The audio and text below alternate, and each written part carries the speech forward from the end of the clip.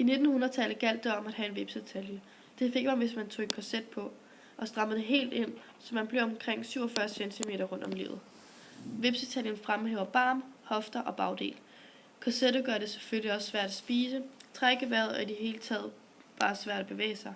Nogle gange blev de så stramme, at de kunne brække ribbenene og mase de indre organer.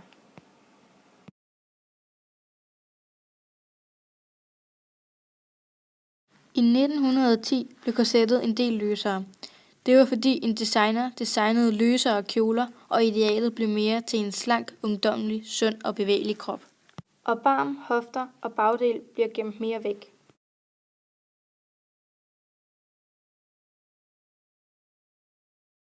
I 1920 var korsettet stadig populært. Det var bare ikke lige så stramt som i 1910'erne.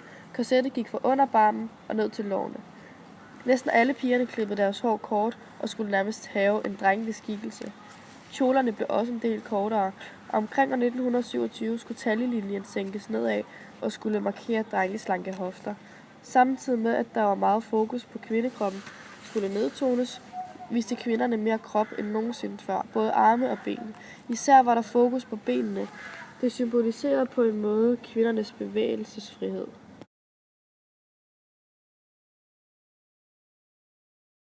I 1930 blev drengepigen erstattet af et mere feminin kropsideal.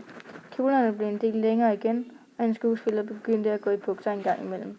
Kvindekroppen skulle stadig være meget slank, ungdommelig, og man skulle have slanke hofter. Men taljelinjen blev rykket på plads igen, og brystet blev markeret med noget blødt. Man skulle have en naturlig krop, og man måtte ikke kunne se korsetteret ud. Idealet krævede dog stadig et godt korset, der kunne forme den slanke krop og fremhæve barm og hofter. Man måtte bare ikke kunne se korsettet.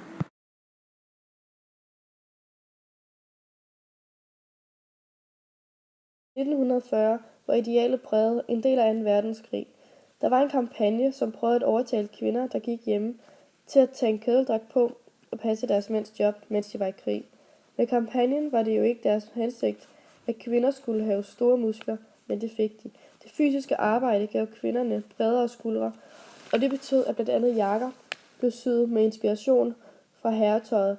En designer fik det kvindelige look tilbage til de arbejdende kvinder. Nu var det cirkelformet nederdel og masser af fokus på hofter og talje.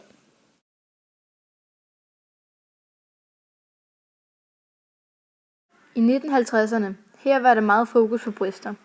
De blev løftet op og udstillet som tegn på kvindelighed. En af 50'erne mest solgte BH'er havde rundstukne skåle, der formede brysterne i torpedofasong. I 50'erne galt det altså om at have en fyldig barm, en smal talje og stiletter. I 1950'erne fik unge mere fritid og flere penge. Så en modeindustri fik øjnene op for nye forbrugere. I 1951 åbnede Magasin en afdeling for piger mellem 13 og 19 år. En butik på Strøget åbnede i 1958 med smart tøj til unge. Lange bukser, sweatere, strutskørter og ballerinasko blev populært.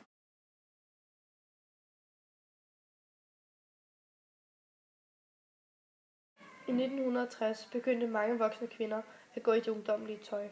Det unge ideal smeltede lidt sammen med det modne, men det var stadig med betoning af de kvindelige former. Nu begyndte kvinder at arbejde, og pigerne begyndte at lede efter uddannelser. Modeindustrien fangede tidsånden. En designer skabte miniskørtet i 1965. Kjolerne blev løst hængende og rykkede alt opmærksomheden fra kroppen og ned til benene. Nu var idealet gået fra en kvinde med fokus på hofter, barm og en smal talje, til at være en kvinde, hvor hverken barm, talje og hofter skulle fremhæves. Så det nye ideal var faktisk en spinkel lille pigeagtig kvinde.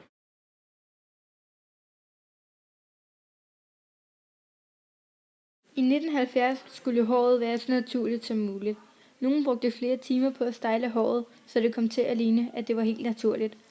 Og hvad deres krop angår, skulle kvinder acceptere deres krop, som den var, i stedet for at bruge undertøj som korsetter og torpedo-BH'er. Tøjet skulle være løst og behageligt. I 1977 begyndte kvinder igen at gå i høje hæle, nylonstrømper og hofteholdere. Blonderne kom også her for alvor frem.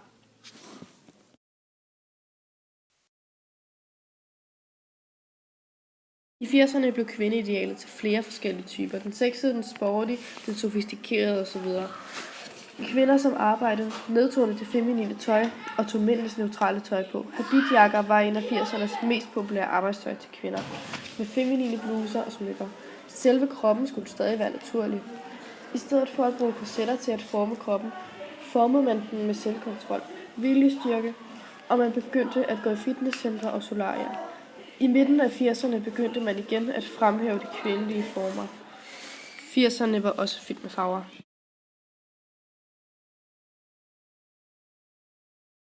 Omkring 1990'erne måtte man se ud, som man ville.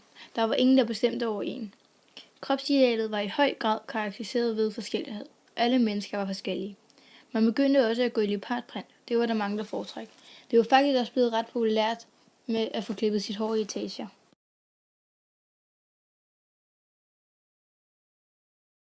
I 00'erne skulle håret have et meget naturligt fald, og lidt senere skulle man have glattet hår. Mange varierede deres kost. Man gik i fitnesscenter for at træne. Idealet var nu at se sund og slank ud, men stadig at se naturlig ud.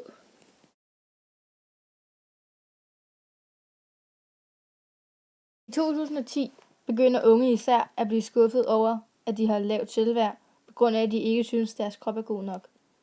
Faktisk 4 ud af 5 unge siger selv, at de har det godt, mens resten føler sig ensom eller lider af, at de ikke kan leve op til deres egne og andres forventninger. De var stadig meget forskellige, men man ser stadig, at langt de fleste ville have en slank, sund og naturlig krop. Vores bud på kropsidealer i 2020. Vi tror, at alle begynder at træne mere, og at en veltrænet og brun krop forbliver meget populær, og måske endda mere populær for både drenge og piger. Og at 2020's kropsideal i det hele taget bare er et mere sporty look.